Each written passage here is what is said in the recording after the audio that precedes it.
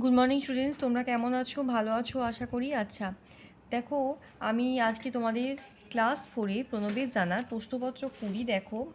একজন অনেকদিন ধরে বলছিলেন, তাকে আমি বলছি দেখো এই যে প্রশ্নপত্র 20 আবু খা বলে একজন বলছিলেন, তাকে আমি বুঝিয়ে দিচ্ছি। ঠিক আছে, দেখো প্রশ্নপত্র 20টা। হ্যাঁ, এটা কিন্তু ক্লাস ফোরে প্রশ্নপত্র 20 প্রণবেশ জানা। দেখো প্রথমে কি আছে বলছি, যে কথা লিখতে দিয়েছি। তাহলে কথা কীভাবে লিখবে দেখো, কথাতে তোমাদেরকে লিখতে হবে যে, দেখো কথাতে লিখতে হবে 7,40,109। ঠিক আছে, এটাকে তোমাকে কথা লেখা বলে, মানে হচ্ছে তোমাদেরকে ভেঙে ভেঙে লিখবে। যেমন ধরো আমি যদি বলি 32, তো তোমরা লেখো যে 32টাকে স্পেলিং করে লেখো। তারপরটা দেখো, তারপরটা কী দিয়েছি, তারপরটা দিয়েছি যে সংখ্যায় লেখো। এখানে দিয়েছি যে 6,700 পূর্ণ 1 দশাংশ 9 শতাংশ। দেখো এগুলো কেমন করে করতে হয়, যখন আমরা কোনো দশমিকে অঙ্ক করি তখন দশমিকে এই দিকে যেগুলো হয় সেগুলো যে দশাংশ, শতাংশ, সহস্রাংশ এইদিকে যায়, আর এই দিকেগুলোকে এরকমভাবে বলা হয় একক, দশক, শতক, হাজার। আমাকে বলছে 6,700, তাই তো 6,700 বলেছি।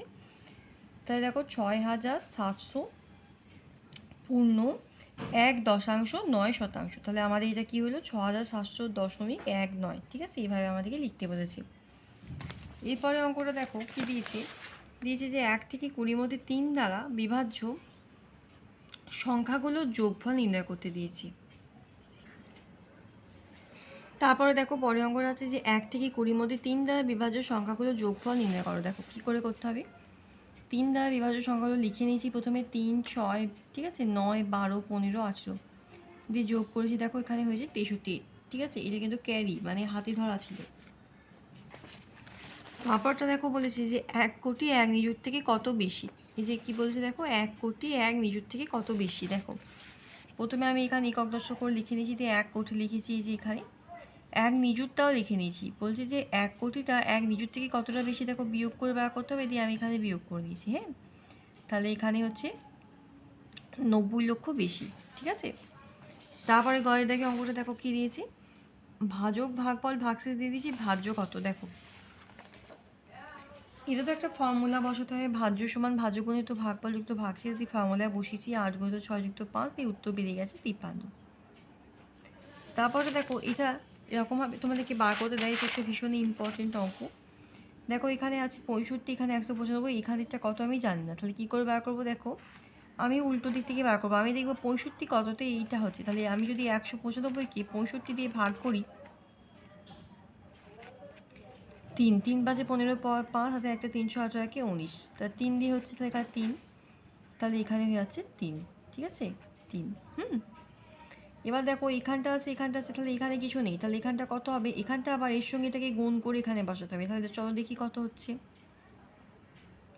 3 5 15, 5 হাতে একটা, হাতে 1, 3 27, আর 8 1 88, 8 হাতে 2, 3 1 3, 4 5। তাহলে এটা হচ্ছে, ঠিক আছে, এটা হলো 585। এরপরে দেখো বলছে যে এই 585কে কত দিয়ে, এখানে কত এমন দিয়ে ভাগ করলে 195 আসবে। তাহলে আমি উল্টো দিয়ে কী করবো, তাহলে 195কে দিয়ে আমি 585কে ভাগ করবো। হ্যাঁ, তাহলে দেখো দেখো তাহলে যদি আমি এখানে 9 দিয়ে করি, তাহলে এখানে 9 যদি বসাই, 9 5 পঁচাশি, 5 হাতে 4, 9 9 81, আর 4 82, 83, 84, 85, এখানে করলাম যে 85, 5 হাতে 8, না এটা অবশ্য বেশি হয়ে যাচ্ছে। দেখো এটা তাহলে 9 দিয়ে 9, এটা 3 দিয়ে হবে। হ্যাঁ, 3, তাহলে 3 5 15, 5 হাতে একটা, 3 27, 1 88, 8 হাতে 2, 3 1 3, 4 5, তাই মিলে যাচ্ছে। তাহলে আমি উল্টো দিকে ভাগ করছি, অর্থাৎ দেখো 585কে 195 দিয়ে ভাগ করে রেখে নিয়েছি কত, 3, তাহলে এখানে বসে যাবে 3। এরপরে শুধু বাকি হলো এখানটা কত, তাহলে এখানটা কী করবো আমি, এখানটা তাহলে বার করার জন্য আমাকে কী করতে হবে, দেখো আমি যেমন এই জায়গাটা বার করার জন্য আমি করছিলাম এটাকে 3 দিয়ে গুণ করেছিলাম, সেরকমই এইখানটা বার করার জন্য আমাকে এই 585 2 দিয়ে গুণ করতে হবে। তাহলে কত হবে, 2 5 10 0, হাতে রইল 1, 2 8 16 17 7, হাতে একটা, 2 5 10, 1 11, বোঝা গেল। তাহলে তুমি দেখো ভাগ করেও এটা আসবে। হ্যাঁ, 2 5 10, 1 7, 2 8 16, 6 17 7, 1 দিতে 0, 2 5 10। তাহলে এইভাবে আমাকে এটা মেলাতে হবে, উল্টো দিক দিয়ে আমি বার করব। এবার দেখো বড় থেকে ছোট আকারে সাজাতে বলেছে। হ্যাঁ, এই যে এইটাকে প্রথমে তাহলে কী করতে হয়েছে দেখো, প্রথমে আমাকে কী করতে হয়েছে দেখো, প্রথমে আমাকে এখানে লসাগু বের করতে হয়েছে 24, 16, 8-এ আমি বের করেছি। দেখো এখানে লসাগু বের করে আমার কত হয়েছে 48 হয়েছে লসাগু। হ্যাঁ, 48 লসাগু দিয়ে এবার 19/24 মানে কত দেখো, এখানে হরগুলোকে এক করার জন্য 24 দুগুণে 48, 19 দুগুণে 38, 16 3 48, 13 3 39। তারপর এখানে 8 6 48, 5 6 30 দিয়ে দেখো 38/48, 39/48 আর 30/48 সবারই হর এক হয়ে গেছে। এবার আমি এখানে তুলনা করতে পারবো। তাহলে সব থেকে বড় দেখো এ, সেই জন্য আমি কী করলাম 13/16 করলাম, এখানে লিখলাম। তারপরে এখানে এটা লিখলাম 19/24, ঠিক আছে, মানে 38/48টা এখানে লিখলাম। তাহলে প্রথমে লিখলাম এখানে 13/16টা এই সব থেকে বড়, তাহলে এই সব থেকে বড়, তারপরে ই, তারপরে ই, সেই জন্য লিখেছি দেখো 13/16টা, তারপর 19/24, তারপরে 5/8। বুঝতে পারলে? দেখো এই পরটা দিয়ে কী দিয়েছে, এই পরটা হচ্ছে গসাগু নির্ণয় করতে দিয়েছে। হ্যাঁ, গসাগুটা দেখো 80 আর 96 দিয়েছে। ঠিক আছে, এরপরে গসাগুটা দেখো আমি কিভাবে বের করলাম। গসাগুটা এরকম করে বের করেছি। যদিও এটা মৌলিক উৎপাদকের সাহায্যে দিয়েছে, আমি তোমাদেরকে নর্মালি এটা মানে সংক্ষিপ্ত পদ্ধতিতে বার করে দিয়েছি। পরে আমি দেখিয়ে দেবো মৌলিক উৎপাদকটা কীভাবে করতে হয়। দিয়ে দেখো গসাগু বেরিয়েছে 16। এরপরে দুটো সাধারণ গুণিতক বের করতে দিয়েছে 14 আর 21। দেখো কীভাবে বের করতে হয়। আমি প্রথমে 14 গুণিতকগুলো লিখে নিয়েছি। 14 গুণিতকগুলো দেখো 14 একে 14, 14 দুগুণে 28, 42, 56, 70, 21এরও কিছু গুণিতক লিখে নিয়েছি। এরপরে দুটোর মধ্যে কোনটা কমন অর্থাৎ কোনটা সাধারণ দেখবো। দেখো 42টা আর একটা হচ্ছে 84। তাহলে 21 আর 14 সাধারণ গুণিতক হচ্ছে 42 আর 84। বোঝা গেল? এরপর দেখো তোমাদেরকে কী দিয়েছে, একটা শূন্যস্থান পূরণ করতে দিয়েছে। এই যে এই শূন্যস্থানটা দেখো, এই যে এইটা। হ্যাঁ, এটা কিভাবে করতে হবে দেখো, আমি করে দিচ্ছি। এখানটা মানে এখানটা হচ্ছে তোমার ফাঁকা ছিল, আচ্ছা, তারপরে এখানটা ফাঁকা ছিল আর এখানটা ফাঁকা ছিল। দেখো 5 4 20, সেই জন্য 2-এর সঙ্গে 4 গুণ করলাম 8। তারপর দেখো 5 5 25, সেই জন্য 2-এর সঙ্গে 5 গুণ করলাম, 2-এর সঙ্গে 5 গুণ করে 2 5 10। তারপর দেখো 5-এর সঙ্গে 7 গুণ করে 35 আর 2-এর সাথে 7 গুণ করে 14। তাহলে বুঝতে পেরেছো 2-এর সাথে 14 হয়ে গেল। এরপরেই দেখো আমাকে কি চেয়েছে, আমাকে বলেছে যে 1 টাকা 3/10 আর 7/8 অংশের মধ্যে কোনটা বড়। দেখো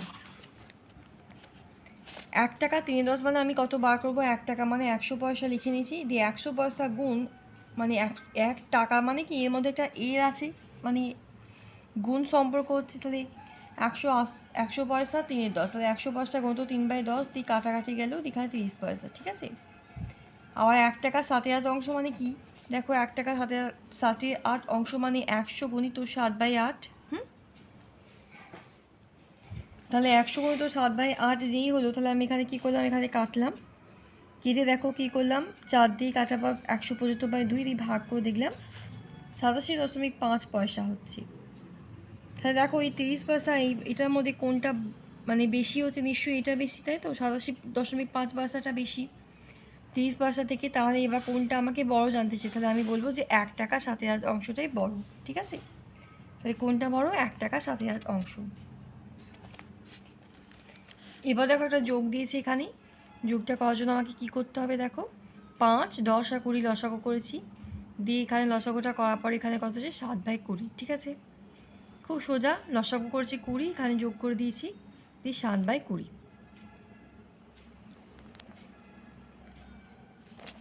এরপরে দেখো একটা তোমাদের এখানে সরল দিয়েছি, সরলটা ভীষণ সোজা। সরলটা হচ্ছে যে দেখো এখানে একটা দিয়ে দিয়েছি। এবার আমি প্রথমে কি করব, ভাগটা করেছি, দেখো 4 হয়েছে, তারপর গণিত 4 এটাকে লিখে রেখেছি গণিত 4। এই 3টে ভাগের মধ্যে প্রথমে 80কে 10 দিয়ে ভাগটা করে নিয়েছি 8, তারপর ভাজিত 2 এটা এখানে লিখে রেখেছি, প্লাস আবার এখানে ভাগটা সেরে নিয়েছি 9 গণিত 10। ঠিক আছে, তারপর 4 4 16, 8কে 2 দিয়ে ভাগ করে 4, 9কে 10 দিয়ে গুণ করে 90, তারপর 16 আর 90কে যোগ করেছি 106, সেখান থেকে 4 বিয়োগ করেছি 102। তাহলে এটা হয়ে যাচ্ছে তোমাদের উত্তর। বোঝা গেল? এরপরে দেখো কী দিয়েছে, বলেছে যে এখানে 3টি ঘন্টা 6টার সময় একসঙ্গে বাজার পরে 16 24 32 মিনিট পর পর বাজতে লাগলো। ঘন্টাগুলো পুনরায় কখন একসঙ্গে বাজবে, এইটা ভীষণ ইম্পর্টেন্ট। এই ধরনের অঙ্কগুলো যখন দেবে তখন কী করবে, ভালো করে দেখে নাও। প্রথমেই এই যে মিনিটগুলো আছে এর একটা প্রথমে লসাগু করে নেবে। তাহলে দেখো এখানে তোমার এখানে 16, এখানে দেখো 16, 24 আর 32, এটা লসাগু করেছি, দিয়ে কত হয়েছে? লসাগুটা একটুখানি কাটাকাটি হয়েছে, এখানে 96 মিনিট হয়েছে। হ্যাঁ, কারণ এখানে বাংলা ইংরেজিটা একটু মিশে গিয়েছিলো সেই জন্য, ঠিক আছে? তাহলে 96 মিনিট হয়েছে। 96কে এবার যদি আমি 60 দিয়ে ভাগ করি তাহলে 1 ঘন্টা 36 মিনিট হচ্ছে। এখানে 1 ঘন্টা 36 মিনিট। ভালো করে শোনো, তাহলে যখন আমার এরকম ধরনের অঙ্কগুলো দেবে আমি কি করব, মিনিটগুলো প্রথমে লসাগু বের করে নেবো, দিয়ে একটা মিনিট বেরোবে, যাই হোক একটা মিনিট বেরোবে তো ওই মিনিটটাকে আমাকে কী করতে হবে, 60 দিয়ে ভাগ করতে হবে, দিয়ে কত ঘন্টা কত মিনিট আমাকে বের করে নিতে হবে। তাহলে 1 ঘন্টা 60 মিনিট, 1 ঘন্টা 36 মিনিট বেরিয়েছে, দেখো তোমরা নিজেরা দেখতে পাচ্ছ। 60কে 60 দিয়ে এখানে কত হচ্ছে, দীঘা বিয়োগ করলে 36 পড়ে থাকে, তাহলে 1 ঘন্টা 36 মিনিট। তাহলে প্রথম বেজে ছিল সকাল 6টা, দিয়ে যে উত্তরটা বেরোবে মানে ভাগ করার পরে ওই সকাল 6টার সঙ্গে এই 1 ঘন্টা 36 মিনিট যোগ করতে হবে। তাহলে দেখো কত বেরোচ্ছে। তাহলে 6টা বাজার পরে কখন আবার একসঙ্গে ঘড়িগুলো মানে একসঙ্গে বেলগুলো বাজবে, দেখো 6টা বাজার পরে 7টা 36 মিনিটে। কী করে হলো, কারণ 6 ঘন্টা 7-এ আমি 1 ঘন্টা 36 মিনিট যোগ করলাম, ঠিক আছে? দিয়ে হয়ে গেছে 7টা 36 মিনিট। তাহলে বুঝতে পেরেছো? ঠিক আছে, তাহলে দেখো বাকি পার্টে তোমাদের কিছু অঙ্ক আছে, আমি তোমাদেরকে এতটা পর্যন্ত করে দিলাম। আর 1টা 2টো 3টে 4টে 5টা 6টা অঙ্ক আছে, আমি এটা তোমাদেরকে পরের ভিডিওতে করে দেবো, ঠিক আছে? Thank you. দেখে নেবেন ভিডিওটা অবশ্যই যিনি বলেছিলেন।